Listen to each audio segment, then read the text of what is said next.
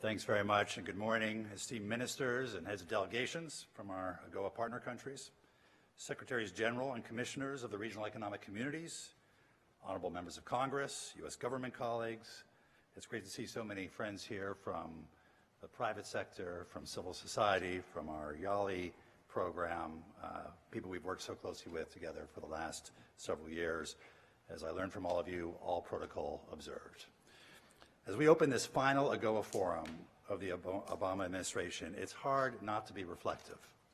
If we look back over the last 8 years, I can remember the launch of the Feed the Future initiative that this department and USAID did so much to develop across Africa, and our partnership with NEPAD as part of that.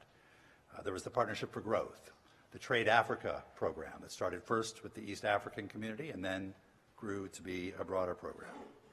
Power Africa, which really started one day in a visit in the Rift Valley in Kenya to see the enormous potential of geothermal energy there, and spurred on and inspired a program to try and electrify Africa. The YALI program, as the Assistant Secretary mentioned, the Doing Business in Africa initiative that culminated in just last week's second U.S.-Africa Business Forum with representatives of 26 African countries and 200 top business leaders. It's been an incredible, fervent period in our relationship, and I'm grateful for our partnership with all of you that made that happen. When we look around the world, there's been an explosion of innovation like virtually never before. Innovation that's changed every aspect of our lives. In 2000, according to the ITU, there were about 730 million cellular subscribers in the world. Now there's 7.4 billion, including 772 million in Africa alone. Google, today a verb in the Oxford English Dictionary, is experimenting with blimps and driverless cars. Amazon hopes to start using drones to deliver packages. Microsoft is looking at ways of using old telephone towers to bring wireless capacity to rural African districts. And applications like Facebook and YouTube and Skype and Twitter have revolutionized the way in which people connect with each other and to the rest of the world. In Africa, homegrown technology is bringing practical solutions to everyday problems. In Kenya, for example, in 2000, the launch of M-Pesa brought money out from under the mattresses and onto mobile phones, empowering people who before were too poor or even too remote to enjoy traditional banking. In Botswana, the startup Modisar aims to bring livestock management into the digital age. The South African startup Gradesmatch has developed a mobile application that provides educational opportunities and career guidance to South African students in remote areas. And with more than 90 technology hubs throughout the continent, we know there is much more to come.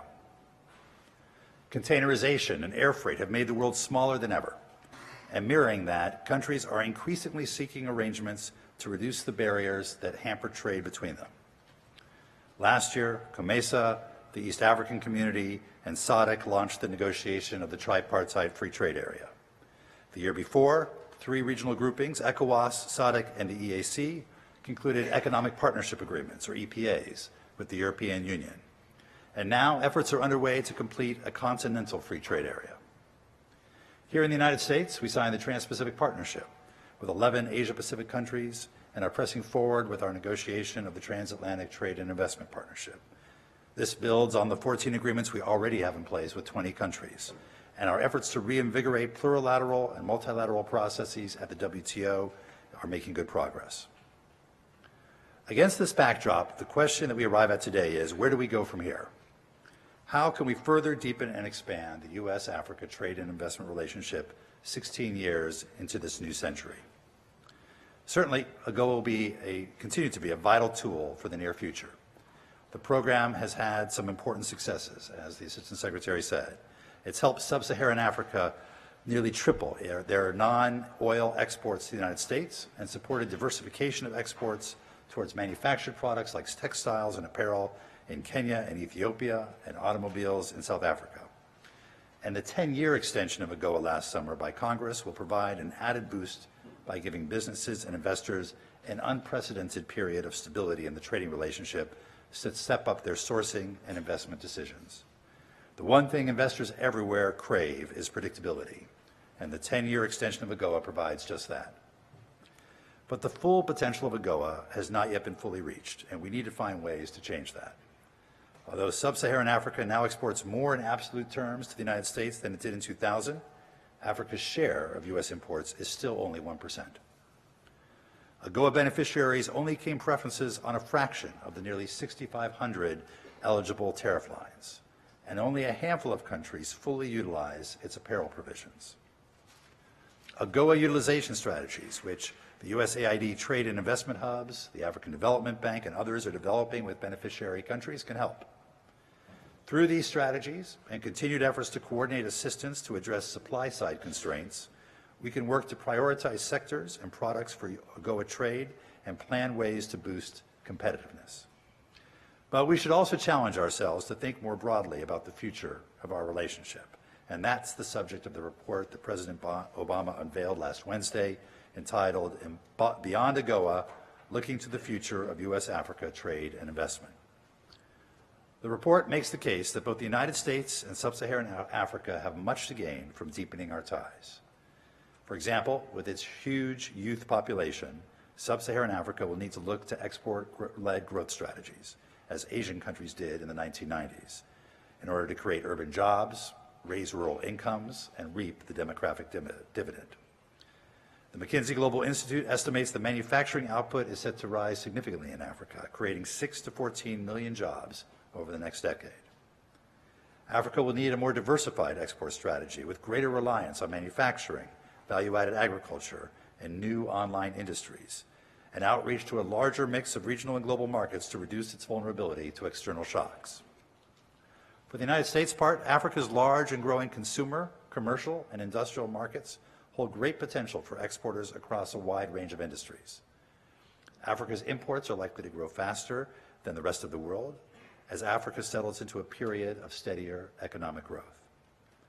Interest in increasing U.S. participation in African markets will also grow as competitors begin locking in preferential access to those markets. It is thus in our mutual interest to find ways to adapt our trade and investment framework to the times. As more countries gravitate towards free trade arrangements, the competitive advantages that developing countries derive from tariff preferences may well erode. Decisions about where to source and where to invest will increasingly be based on other factors, such as the overall cost and ease of doing business, as well as considerations of sustainability and reputational risk. Moreover, the barriers facing exporting companies are changing. Let's go back to the technology examples. A technology startup in Nairobi is less likely to be concerned about tariffs than about access to services market, the balkanization of the internet, limits on data flows, and forced technology transfer. Against that light, the Beyond AGOA report explores the advantages and disadvantages of various trade policy instruments that American and African policymakers have used in the past to increase trade and investment flows, including preference programs, free trade agreements, and cooperative agreements like those we've negotiated with the East African Community and extending to others under Trade Africa. In conducting this analysis, following a year of outreach to stakeholders in the United States and on Africa and on the African continent, we deliberately chose not to prescribe a particular outcome. We believe firmly that the contours of the path forward can only be defined through our work together over the coming months.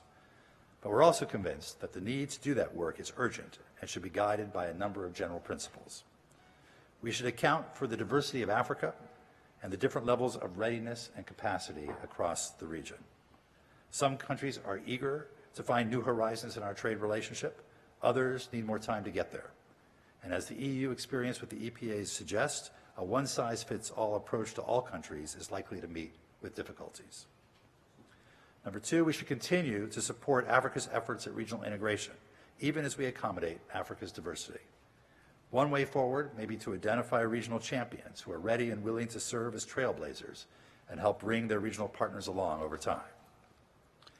Number three, any future framework should incentivize reforms across a broad spectrum of issues. That will improve the enabling environment and support sustainable and inclusive growth. And the Beyond AGOA report explores a spectrum of scalable policy building blocks that could serve as the basis of reforms. Number four, any future framework should support value-added production on the continent and promote diversification of exports. We should take a fresh look at all the possible tools, including capacity building, rules of origin, and other factors that could provide incentives.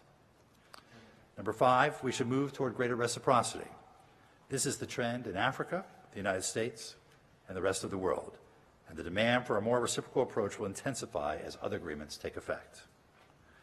And number 6, finally, and very importantly, our trade policy framework should promote African integration into the global trading system. Limited participation in plurilateral and multilateral initiatives freezes sub-Saharan Africa out of important markets and deprives them of a voice in the debate. Now, we don't pretend that these are the only relevant principles, and we look forward to a robust debate about the way ahead today and in the coming months. But this is the start of a vital conversation. Marveling at the ways countries shape their lives of each other through trade, Dr. Martin Luther King talked about an inescapable network of mutuality tied into a single garment of destiny. Our destinies are indeed tied together, and the decisions we make now can have important implications for generations to come. Thank you very much, and welcome to Washington.